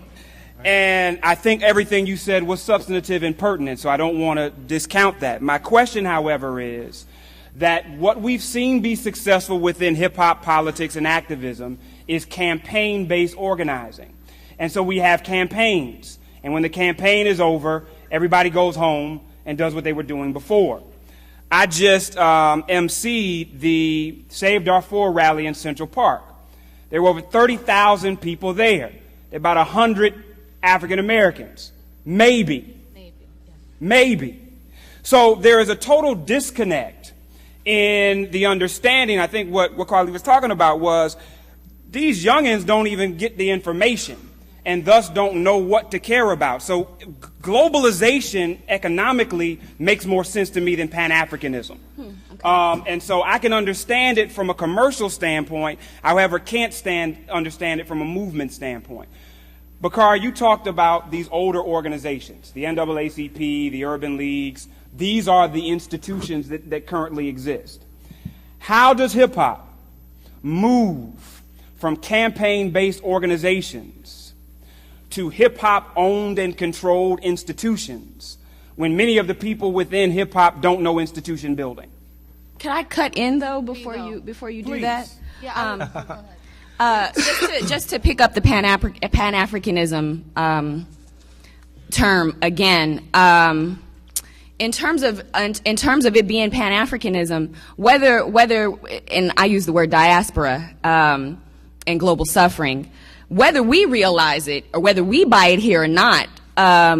Rosa brought up the idea that MTV is supposed to represent hip hop. Well, MTV has embraced the notion of Pan-Africanism. MTV launched MTV Africa last year, and that was a very slick, intentional move to get a foothold in the African market of hip hop. So in terms of how do we move from how do we develop a political plan? I think that the content has to be substantive. You used the word substantive a second ago. And that's what's going on. That is what's going on in terms of the political organization in France, which is also a democracy. Is that if we can get more people out to vote, again, this is about social responsibility. Now I'm just launching again into my own personal opinion. But if we can get people out to vote by making our rhymes more substantive, by making our practices more substantive, why not do that? Why not respond to a particular political, social, economic, racial, insert adjective here, need by a certain population and respond to that? I think look, straight up, for me, the problem with hip-hop is that race has been deconstructed. Everybody wants that hip-hop is for everybody. White kids like hip-hop. We've had me and Bakari, that's my boy to the death, but I disagree with some things. Look, hip-hop comes out of the struggle of African-American and Puerto Rican youth from the South Bronx. 1972. All right, I lived in the South Bronx, 1972 to 1982. All right, hip-hop saved my life. Hip-hop saved a lot of people's lives. What happened in the mid-90s when hip-hop began the whole, people say they blame it on gangster rap. And the only reason they started to call it gangster rap because they were actually talking about being gangster against the police in South Central. Okay, back then. That's why they were gangster. They were talking about killing the police, Ice-T, NWA. If it wasn't for the work of Congresswoman Maxine Waters and kind of that merging of West Coast hip-hop, we wouldn't have known the Iraq-Contra scandal that basically flooded drugs into South Central LA. You know what I'm saying? So right there, that's a historical thing we can never forget that went down within hip-hop and someone who was in elected office that had the power to blow it out the water. I remember watching you at those hearings in college. I was like, if that's what a politician looks like, I'm down with that. So, the history is there. We have to recall it. As a black Puerto Rican, okay, as Puerto Ricans, okay, I know people like the word Hispanic, Latinos, telling my brothers and sisters, look, I'm Puerto Rican, I have American citizenship because I am a colony of the United States of America. Fine. My other Latino brothers and sisters don't. That gives me a little different kind of, obviously, connection with particularly African Americans who are also citizens but suffer second-class citizenship. And in saying that, that gives me more of an international framework. What the sister is saying, basically, anywhere you go outside of the United States, hip-hop is the voice of the voiceless. Okay, in Venezuela, hip-hop is about Hugo. In Cuba, hip-hop is about African people. It's about political prisoners. And to say that we don't have it institutionalized, that yes, we don't maybe have a building called hip-hop. But I'm going to tell you, the Malcolm X Grassroots Movement, my organization, we have institutionalized Black August. Now, Black August comes out of the tradition of the San Quentin prison system. George Jackson. Okay, we in Malcolm X Grassroots Movement as hip-hoppers in the early 90s were like, wait, we got people who are locked up in jail who fought for us to be free. There are political prisoners now from the Black Panthers. We can quote Mumia, To the people you don't know, like Jalil Muntaken, who sits in Auburn 35 years because at the age of 18, he was a Panther. Been sitting in jail 36 years. Every day, Jalil communicates with hip-hoppers all over the world. A lot of us who use hip-hop as a mode of organizing have had very close relationship with political prisoners and have supported. And in fact, it has been hip-hop and artists like Talib, very few, that openly support Assata Shakur. I don't see, most of these elected officials will never even mention Assata Shakur, especially not here in Jersey, right? So well, all that let being, me just, if I may tell you why they don't. Yeah, it's scary. I mentioned Assata Shakur, had her on my website. Right. And of course, the retired police and everybody else took me on. Yeah. Fortunately, I come from a community with a base that, you know, will vote, those that vote will vote, but for most elected officials, when the organized police community come after you, they can't raise enough money or develop the message in a way to fight them off. But here's what I want to tell you. Whether it's Assata Shakur or Fidel or anybody else that you're trying to help create a platform to have a voice to talk about who they are and what they do and what we're doing to them and why it's so important. When Hugo was up at the UN a few weeks ago and he called the president a devil,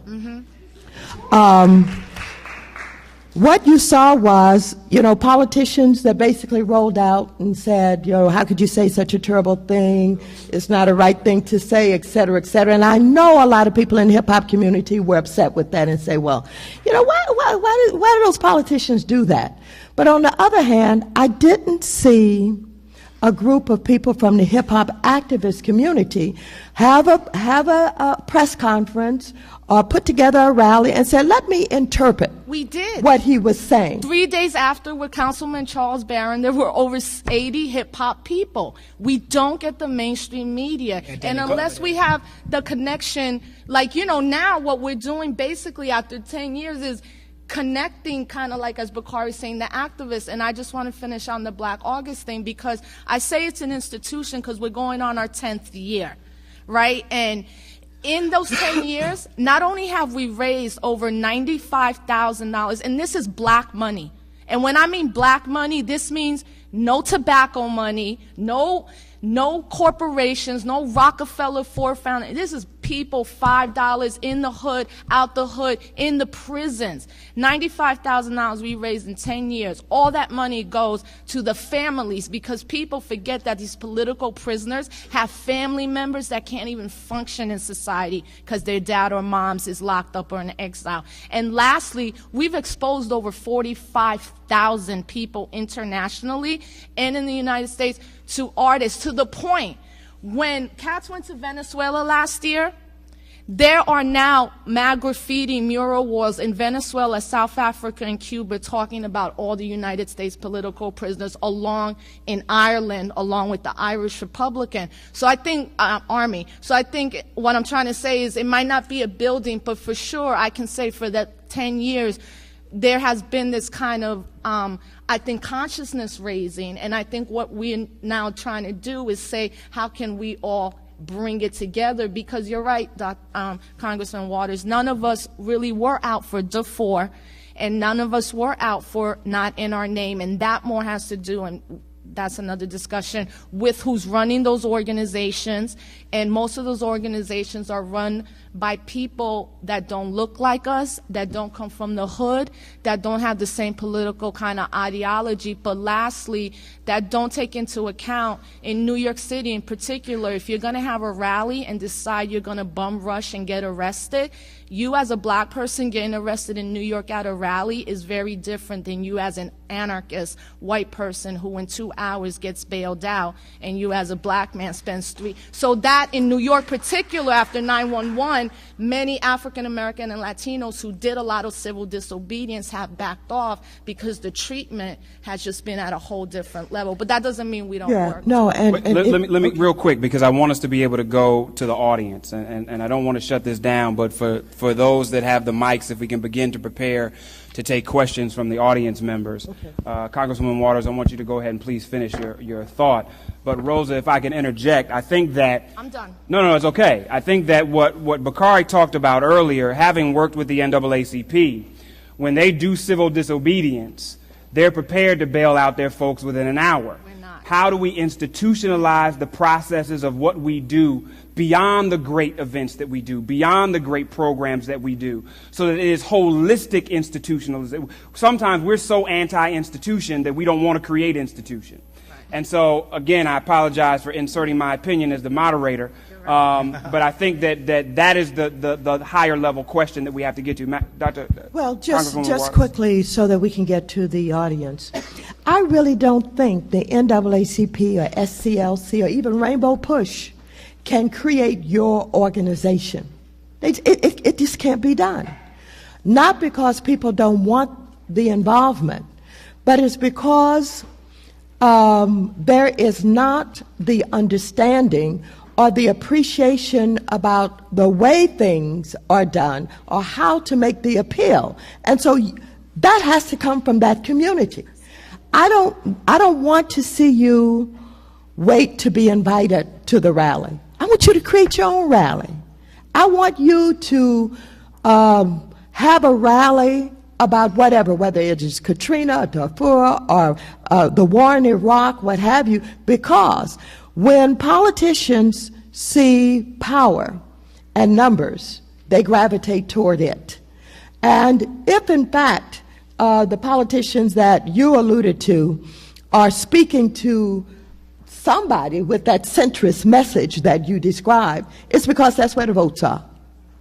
And see, I think that's the main problem I have with politics. It's like when you were given the reason why, politicians won't stand up and say how they feel about Assad or whatever, any type of politically dangerous situation. To me, that's the automatic disconnect. At that moment, I cannot trust you anymore. When Charles Rangel got up, it was like, I can't believe. It's like, come on, Charles, you live in Harlem. You can understand why he would say George Bush the devil? Come on, you bullshitting me. And that's what it feels like. When he's the reason that black people cannot live in Harlem anymore. It's Charles Rangel with a lot of development that literally you go to Harlem and in about 10 years, be no black or Latinos in Harlem. And then on top of it, you bring Clinton into 125th, and then you end up dissing Hugo Chavez, a black Venezuelan who has provided how much oil to poor people in the South Bronx, Harlem, and in Boston. And one more thing. I think the important thing is really talking about how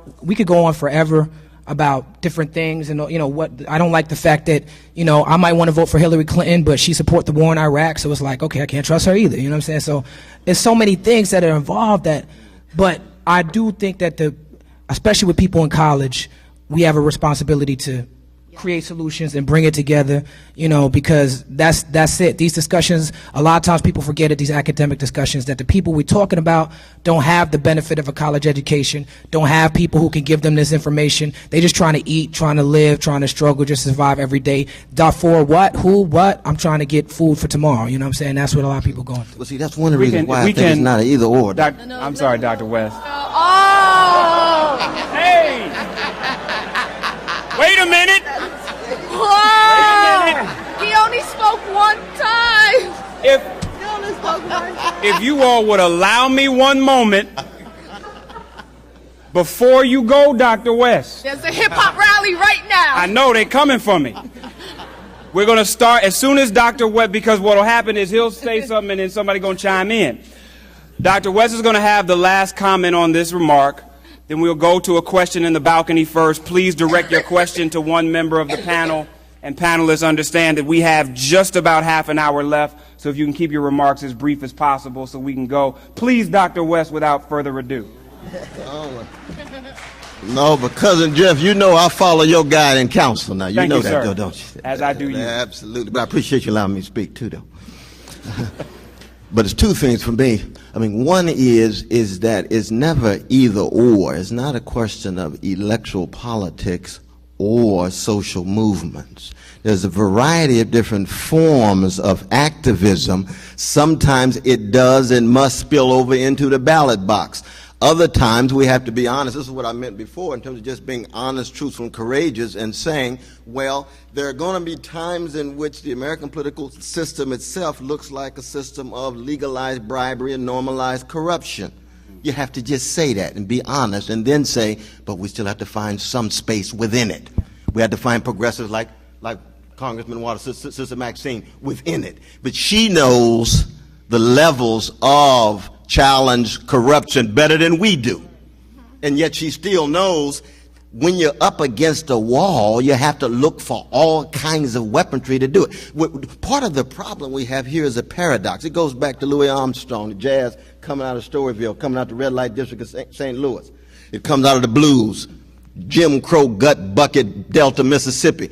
American mainstream is obsessed with black creative genius, be it music, walk, style, but at the same time puts a low priority on the black social misery, which is the very context out of which that creativity flows. So hip-hop itself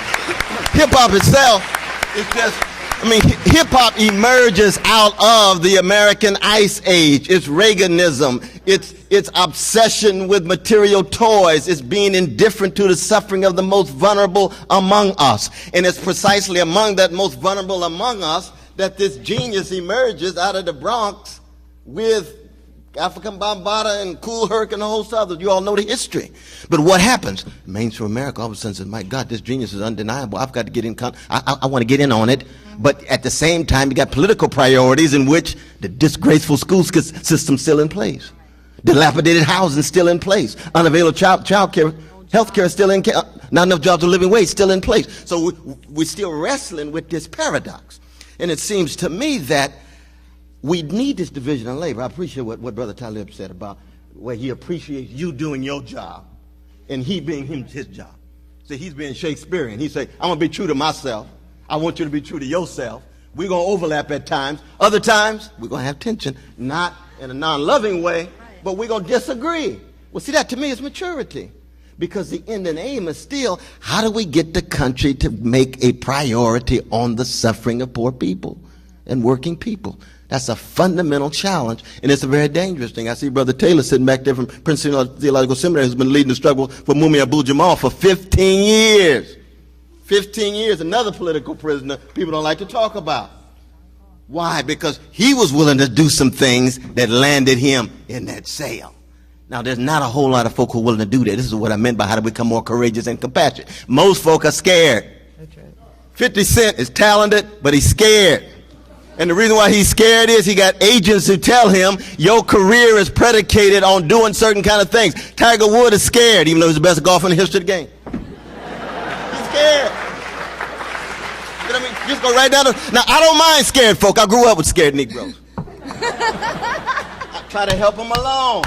You try to push them along and to be the best that they can be. There'll be moments in which they surprise themselves and become courageous. That was Kanye's moment. That's exactly, because he was shaking, wasn't he? Oh, yeah. I know.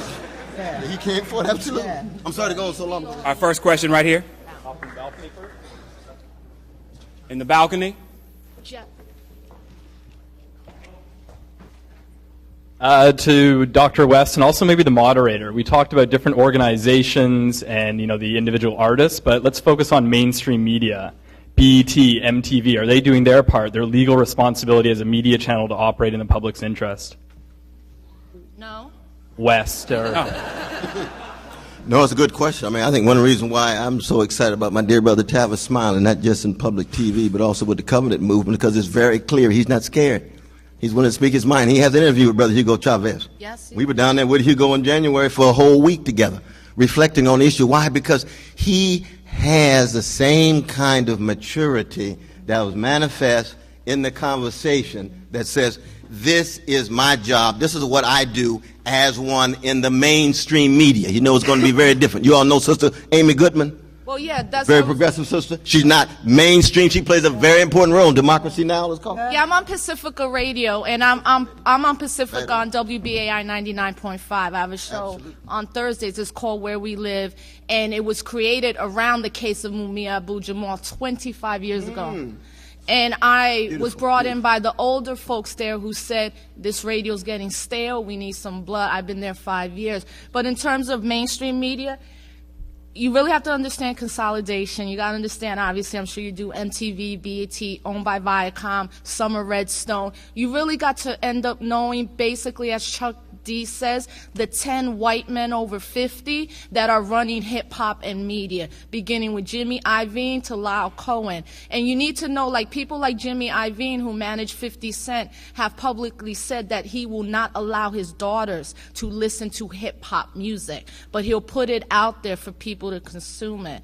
I'm part of an organization called Reach Hip Hop, and we began after Hot 97 aired the Tsunami song, where they thought it was funny to make fun. People remember the Tsunami song? Yeah. And then when Star recently said, you know, I want to reward out so we can find out where DJ Envy's 6-year-old daughter goes to school and what we should do to her. We've been going up against it, and we love Reach Hip Hop, and anybody could join, but particularly the organization is really amazing because it's all women are in the leadership, and the brothers in the leadership have stated that they will not be part of the leadership.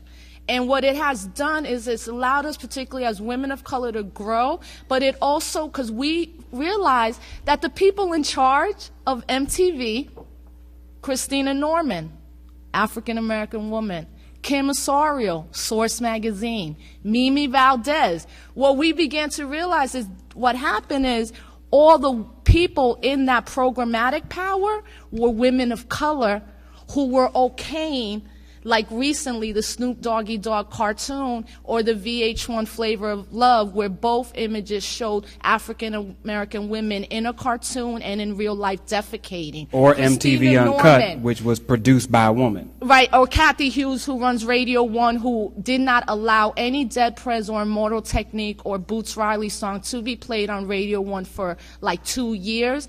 And even one of Talib's songs ended up on this list of 200 songs that Clear Channel refused to play after 911 because it had the word peace or whatever in it.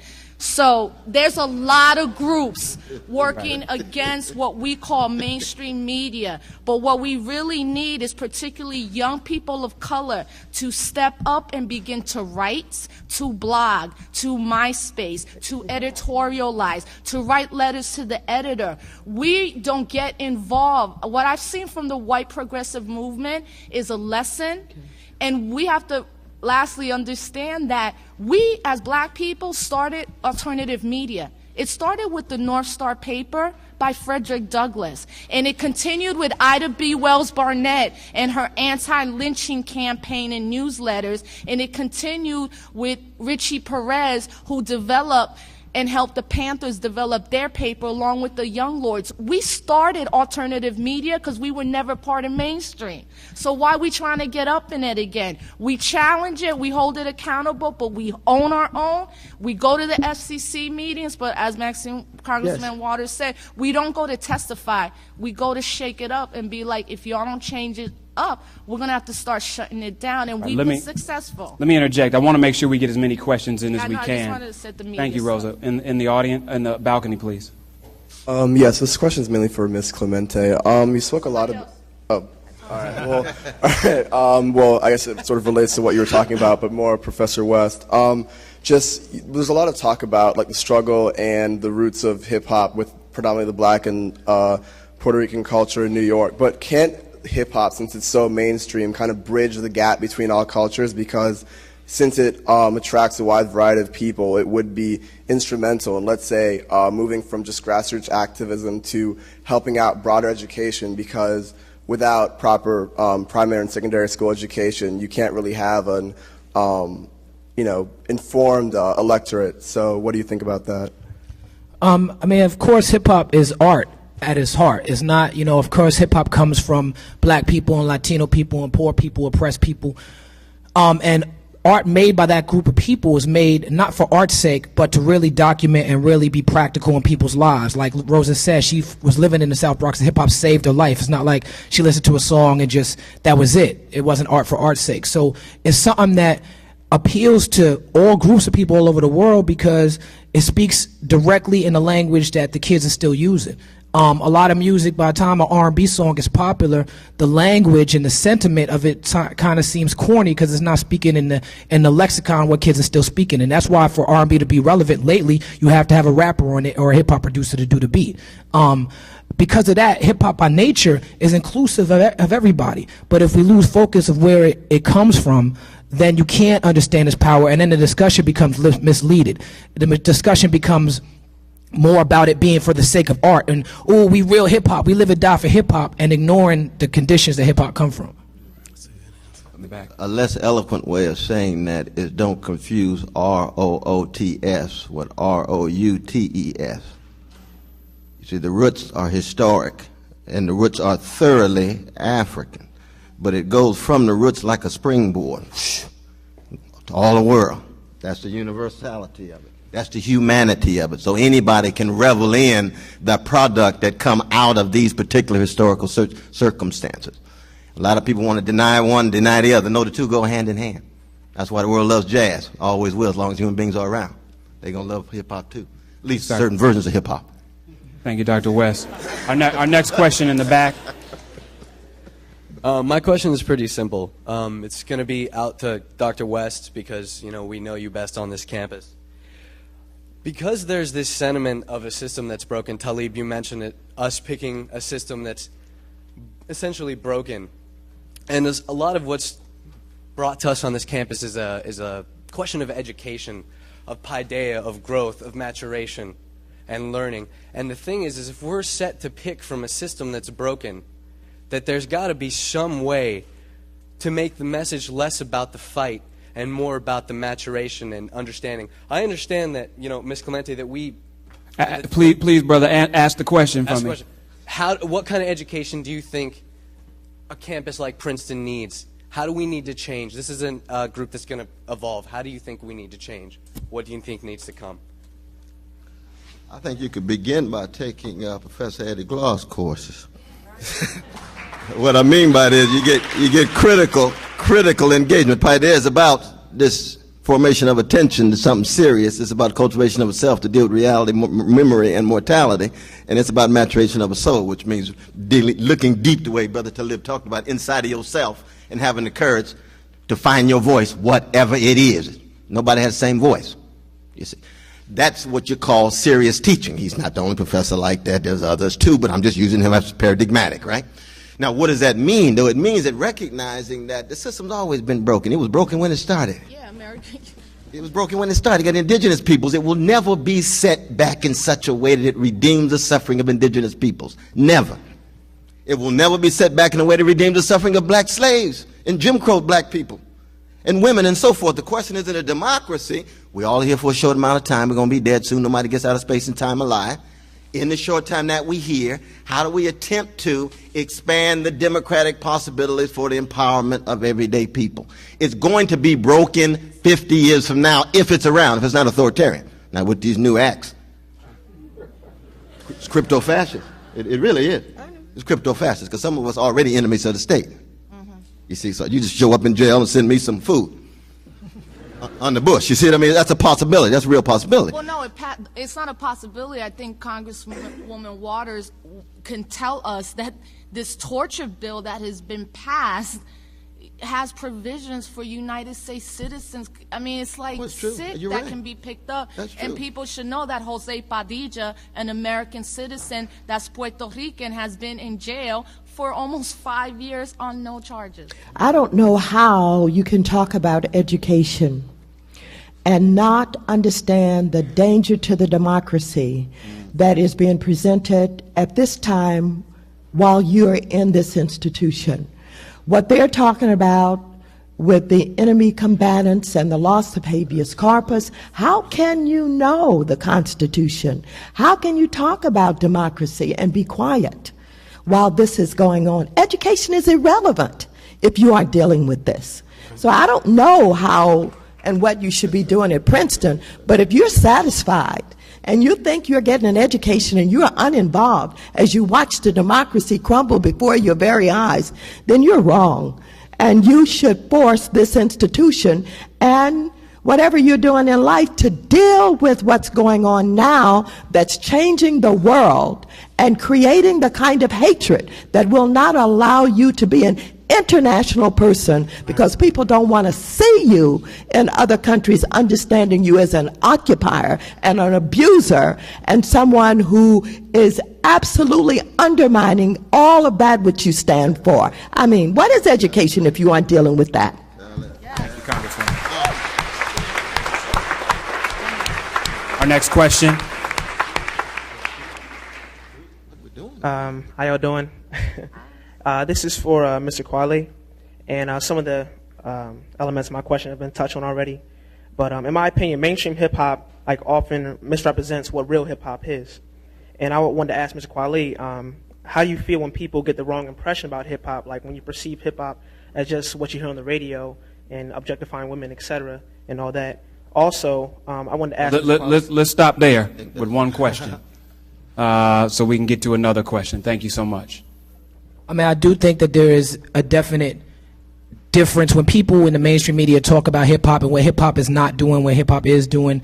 They're talking about strictly the top 10 on 106 in Park or strictly the top 10 records you hear on the radio. And there's tons of artists from Jean Grey to Immortal Technique that are doing it. The way I've looked at hip-hop, though, it's very easy and seductive to fall victim to that and say, well, then I'm not listening to Ludacris. Well, I'm not listening to Cameron and Jay-Z and all these other people. And like I was saying before, it's important for me as an artist to connect the dots instead of not connecting them and to reach out to these artists. If you listen to my mixtapes or even my radio show, I got a radio show on XM. My show's on Raw. I could have put my show on The Rhyme or The City where you hear more conscious hip-hop, but I put my show on Raw because I feel like that's the audience that needs to hear an artist like Talib Kweli. I play these artists' records. I play Lil Wayne's records and T.I.'s records, but I also play Madlib records and Jay Dilla records and Jean Grey records. And to me, it's all the same. What I find is that artists who make gangster rap or consider mainstream in these academic settings and in the activist settings, we're like, well, we don't mess with you and we can't appreciate what you're saying and this and that. So they're like, cool, I'm gonna make music for people who appreciate what I'm saying. But if these organizations would reach out to these artists and see them as more than one-dimensional. Like, is Jay-Z a gangster rapper? Well, yeah, but is that all he is? Nah. Am I a conscious rapper? Yeah. Is that all I am? Nah. David Banner says some of the worst things about women I've ever heard on records. You know what I'm saying? But when Katrina happened, he called my phone, blew my phone up. Like, come to Mississippi. You know what I'm saying? Like, he comes to the Black Orchid. So none of these artists are one-dimensional. And if we look at them for what they are as artists and respect them for being people, then we have a better chance of really harnessing their power. You know what I'm saying? 50 Cent, for as decadent as he is, when they asked him who he wanted to interview when he was on the cover of XXL for their anniversary, he said, I want to interview Talib Kweli. And they interviewed me. And that was a great, that was a great situation because I was able to ask him. He was talking to me about wanting to inject more consciousness in his music. I was talking to him about, I don't know how to write hooks. You know what I'm saying? So, you know what I'm saying? So it was a good discourse. And I think we all need to look at it like that. Thank you. Our next question. Hi, just want to say thank you for having us here. My question kind of is similar to his. You kind of touched on it, but when artists like Cameron and stuff put out mainstream singles like Suck It or Not, and that's being played all day on the radio, you can hear that at 10, 11, 12 o'clock, and like Kweli, your record's not even getting played at all. Like, how do you feel as an artist when your stuff is very socially conscious, but his isn't, and like there's no real substance to it? But my stuff is getting played. I don't depend, like Rosa was saying, I don't depend on the mainstream media to validate me. You know what I'm saying? I make my own videos, and I do 250 shows a year. My record is coming out. I have my own label, Blacksmith and Warner Brothers. Cameron's record is on Koch. You're going to hear that Suck It or Not 3,000 times on the radio, but I'm going to sell more records than Cameron. You know what I'm saying? Because of how I'm handling my business. I think that a record like Suck It or Not, I love that record. I do. If I'm in a strip club and that record comes on, it's perfect. Perfect. You know what I'm saying? But for real, if I'm in the car with my kids at 3 o'clock in the afternoon, I hear it on Hot 97, it's a problem. Do I get mad at Cameron, the artist, for making a record for strippers? Or do I get mad at the program director for playing that in the afternoon? And do I take, well, I don't agree that I get mad at both, because I feel like there are records I want to hear when I'm in the strip club that sound good. And as an adult, I have a right to hear that record. No, and, I feel you on that, but I do feel like the woman thing is completely being glossed, and I'm even noticing that no women are asking questions. And what's beginning to be, and I want to kind of go back and forth on this because, see, to me, a Cameron at his age, I'm going to give him a year or two. But a 50? No. Ludacris, don't come out in red, black, and green and then make a song talking pimping all over the world and relate it to Africa when we know when we went to Africa, cats were coming up to us, what gang you in, the Biggie Tupac gang? Because they were on, and now you go to Ghana and cats usually are meeting hip-hop artists. What up, nigga? How you doing? So, so let me just, on the woman thing, because we can clearly see now with young girls that these media images, these songs, the anorexia, the bulimia, all of that is beginning to affect women. They did a study where they studied 2,000 African American and Latina girls, and they gave them a certain type of misogynistic music, hip hop and pop and images, and then they studied 2,000 other girls. And the 2,000 that were exposed were, easily would have sex at an earlier age, would just do more oral sex, because that's the one thing that a lot of these young kids are beginning to learn is this aspect of oral sex, and they're having oral sex at 7, 8, 9 years old.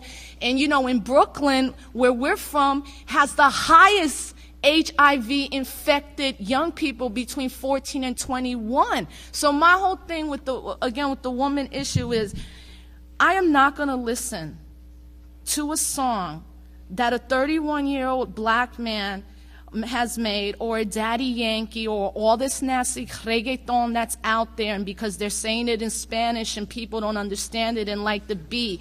I'm not going to let myself be subjected to a reggaeton song coming from Puerto Rico saying that the only good position for a Puerto Rican woman is on her knees sucking someone's penis. And Rosa, and you saying that, I have daughters, and I think we all are really going to have to deal with the ramifications in the next 10 to 15 years of the increasing, because it is increasing, misogyny and sexism within the music. But what do we do about it? If you see that, confront the artists. Well, I think it's a mistake to confront the artist. If we get into that, we're becoming music Nazis, and we're doing the same thing that we're talking about the Congress. I'm not talking about censorship. People have a personal choice. People have a personal choice not to support the content of someone's music. Right, I'm talking about, well, if you're saying that you have to check what the artists are making, then that's exactly what you're saying. No, I'm saying as an activist, I'm not about censorship. Put your music out there. No, because I would not support censorship. I'm about balance. Under any circumstance. But as an artist, as an activist, I also have a right, if I want to go up to MTV and Snoop Dogg and all of them and protest. If you continue to use the music, then what I need to do as a woman, who we as women buy the most records and the most hip-hop related material, is maybe start a boycott and saying any artist that is not down with this.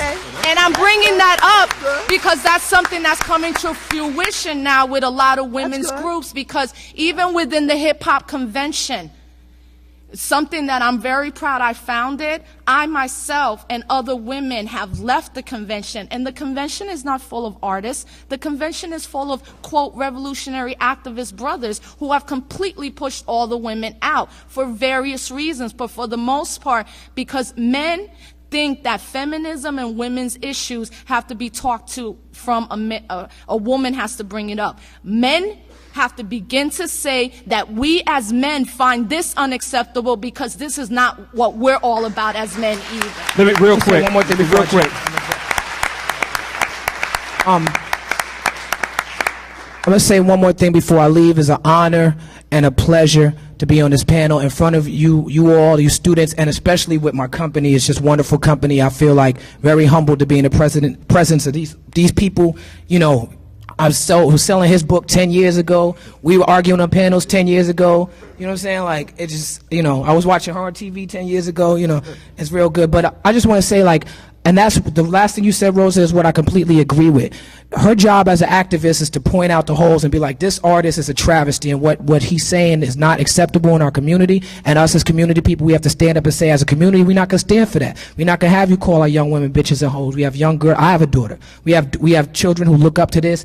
Now, me as an artist, My job is to create and be artistic. So I'm not going to say to another artist, you need to rap like how I think you should rap.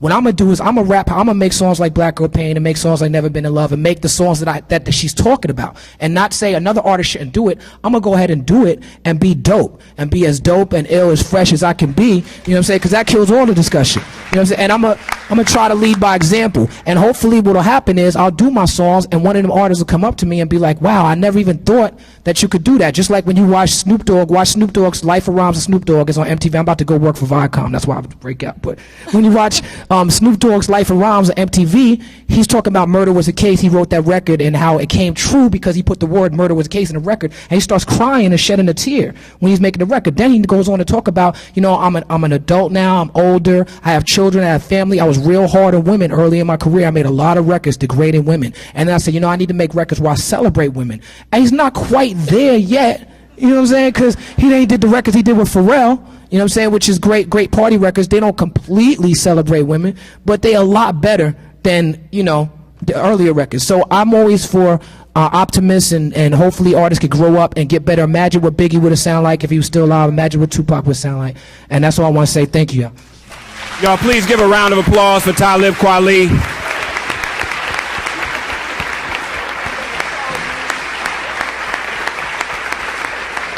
Brother Kweli has to go tape hip-hop honors, and so we appreciate him coming in the midst of being in taping for hip-hop honors. We're going to have one more question for the balcony. I think it's important, however, to put in question or comment is actually to Congresswoman Waters. I'm a professor of political science, and so I hear you say, you know, people go where the votes are, and, you know, that the very first question was around Hurricane Katrina and asking whether or not there was a missed opportunity. But with all due respect, everything that's been said about what's going on politically, when I hear that, that sounds to me like fundamentally the fault of the Democratic Party. And fundamentally the fault of the Democratic Party because it hasn't gone where the numbers are. Black people have been giving their votes to the Democratic Party since the middle of the century with a regularity that no other group has. And it's not true that you have to be organized first and then the elected officials come. The cultivation of the Christian right was done on purpose for people who were generally not voters, who saw voting as basically a dirty business that was against God. And so they were new voters, they were potential voters, and they went out and cultivated them. So when Katrina hits, and there are 100,000 African Americans dispersed, nobody says there's a great Democratic voting diaspora out there. How can we go out there and cultivate? The Democratic Party was largely, I mean, okay, George Bush may not care about black people, but I want to know why the Democratic Party didn't care about black people enough to show up. Now, I'm only picking on you because you're standing here as a representative of the party, because I recognize that within the party you are the single most progressive, courageous voice within the party. But I want to know, where is the political party that we have been supporting since 1940s, have been supporting when we were on top of the roof? Why didn't the Democratic Party come for us? Well, let me just say this. You're absolutely right. I don't speak for the Democratic Party. I really do speak for Maxine Waters, and I act on my beliefs every day. I believe that blacks vote for the Democratic Party because they do understand that they are voting more in their best interest than if they were voting for a Republican Party. Much of what has been accomplished that helps poor people and people of color in this country was done on Democratic Party policies. Much of what's done, people take for granted. The big fight that we've had on Social Security. Social Security has helped to eliminate poverty in this country, and many African Americans benefit from Social Security in ways that if we did not have Social Security, they'd be eating dog food. That's a Democratic Party policy. We will not allow it to be privatized, no matter what anybody says. The fight has been strong, it has been consistent, and we push them back on that. A lot of people are ashamed of welfare, And the fact of the matter is, there are children who are born into poor families through no fault of their own. They've got to eat, they've got to have a place to live, and the Democratic Party, through the Roosevelt policies, etc., helped to develop a safety net for those kids. I don't mind the reform and talking about some of the reform. It has basically been a political issue rather than an issue that really talks about how you make people independent. Whether you're talking about minimum wage, the battle that we just had on the floor with the Republicans. $5.15 an hour minimum wage for people who are trying to take care of families. The Republicans said no. And let me tell you what they did.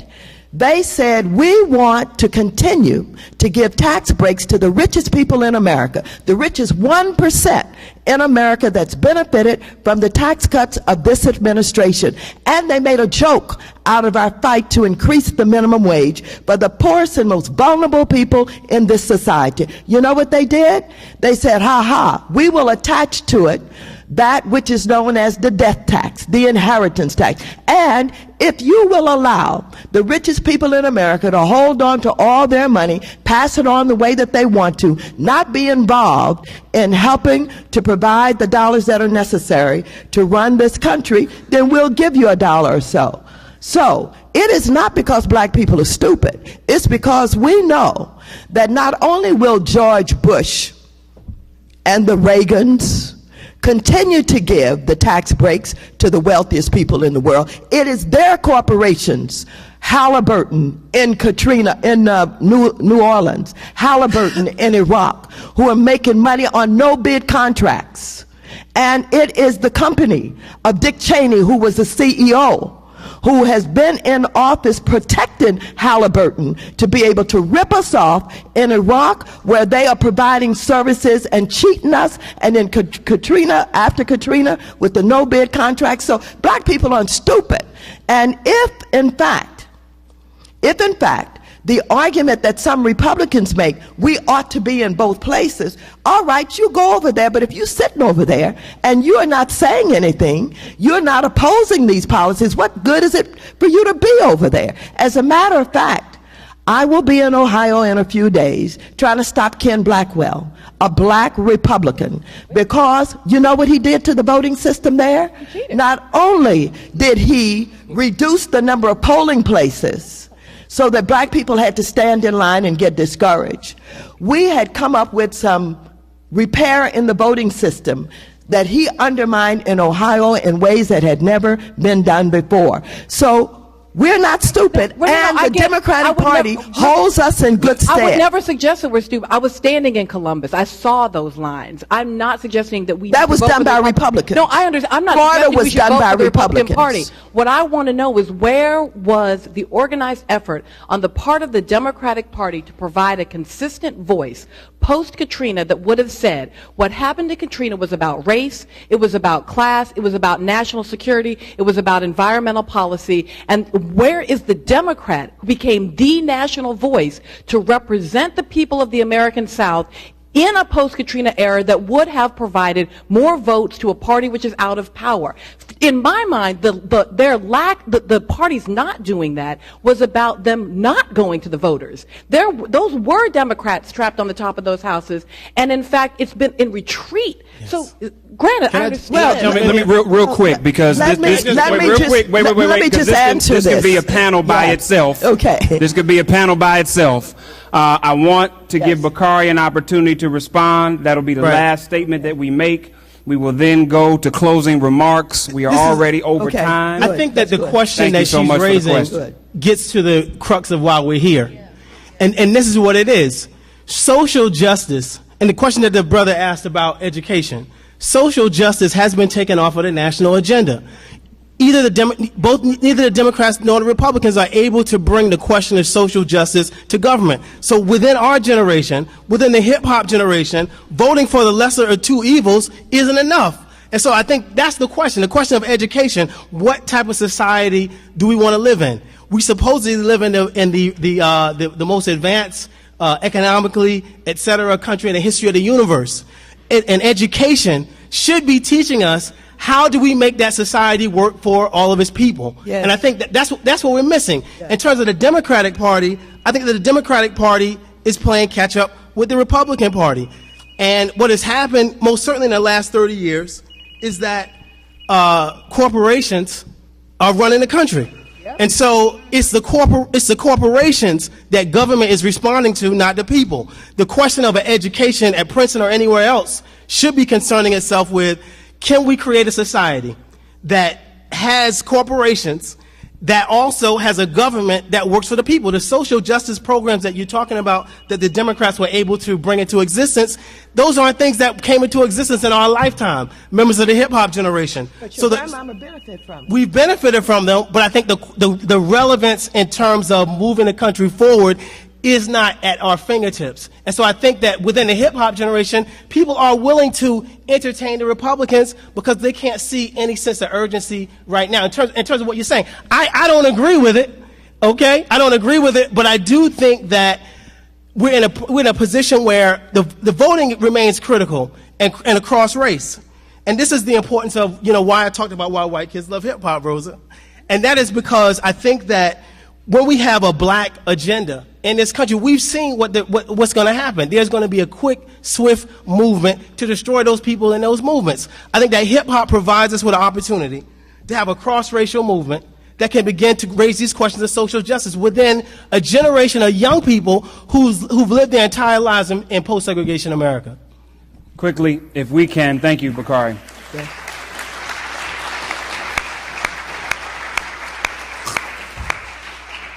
That's going to be our final statement. Thank you, Bakari. Can we give a round of applause for Rosa Clemente? That's our final statement? No. Rosa Clemente. I got another one. Bakari Kitwana, Talib Kweli, Dr. Cornel West, Congresswoman Maxine Waters, Maria McMath. Thank you.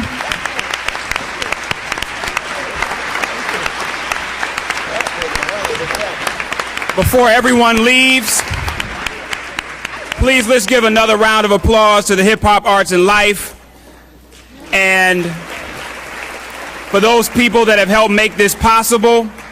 Shout outs to Office of Dean of Undergraduate Students, JKG Group and Bob Gitlin, all those people on the back of the program. Thank you very much for making this happen.